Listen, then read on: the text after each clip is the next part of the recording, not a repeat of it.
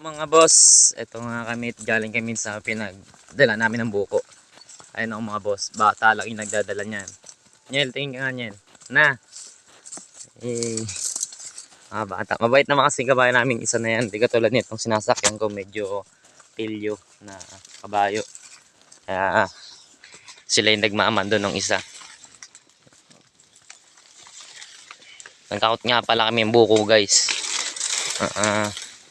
Pang isang karga ng motor.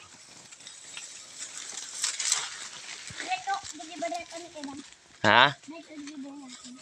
Doon sa bahay. Hindi muna natin i-deliver. Sa bahay muna. Bahay. Mamayang hapon.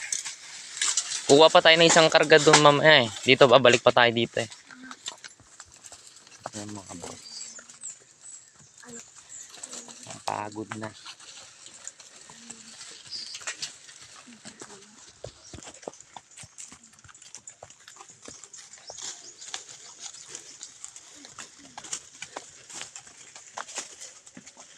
Yung ginagamit nila na kabayo guys, ayun yung pinakamatanda namin kabayo. Ayan. Ito naman yung kapatid niya. Ayan.